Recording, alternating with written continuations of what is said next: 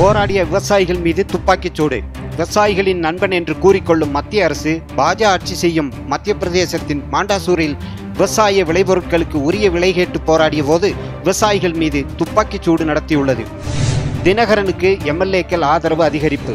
தேர்தல் கமிஷனுக்கு இரட்டை இலையை பெறுவதற்காக லஞ்சம் கொடுத்த வழக்கில் ஜாமீன் பெற்று வந்துள்ள டிடிவி தினகரனுக்கு எம்எல்ஏக்களின் ஆதரவு பெருகி வருகிறது. இதனால் முதல்வர் எடப்பாடி அணியினர் அதிர்ச்சி அடைந்துள்ளனர்.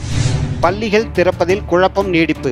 கோடை விடுமுறை முடிந்து பள்ளிகள் திறப்பதில் குழப்பம் நீடித்து வருவதால் அந்தந்த மாவட்ட கலெக்டர்கள் பள்ளி திறப்பு தேதியை முடிவு செய்து கொள்ளலாம் என்று பள்ளிக்கல்வித்துறை அமைச்சர் செங்கோட்டையன் அறிவித்துள்ளார். தினகரனை அதிமுக எம்எல்ஏக்கள் மற்றும் முன்னாள் அமைச்சர்கள் சந்தித்து வருவதால் முதல்வர் எடப்பாடி பழனிசாமி திடீரென சபாநாயகர் தனபாலை சந்தித்து ஆலோசனை நடத்தினார். சென்னையில் ஒரு ஜில் மழை. காலை முதல் சென்னையில் வெயில் வாட்டி வந்த நிலையில் மாலை திடீரென பலத்த மழை பெய்து வெப்பத்தை தணிய செய்துள்ளது. சென்னை மக்கள் இதனால் மகிழ்ச்சி அடைந்துள்ளனர். சேலத்தில் ஒரு நிர்பயா சம்பவம். சேலத்தில் இரவில் தனியாக வந்த 15 வயது சிறுமியை தனியார் பஸ் கண்டக்டரும் டிரைவரும் பாலியல் பலாத்காரம் செய்தனர். சிறுமியின் அலறல் சத்தம் கேட்டு ஓடி வந்த பொதுமக்கள் கண்டக்டரையும் டிரைவரையும் பிடித்து போலீசில் ஒப்படைத்தனர்.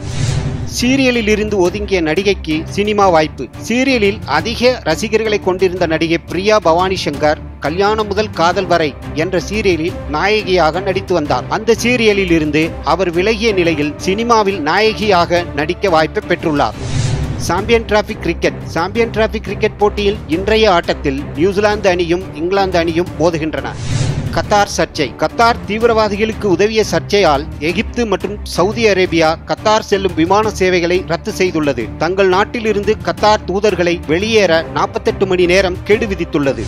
இன்றைய தங்கத்தின் விலை. இன்று தங்கத்தின் விலை கிராமுக்கு ₹1 அதிகரித்து 2817க்கு விற்பனை செய்கிறது.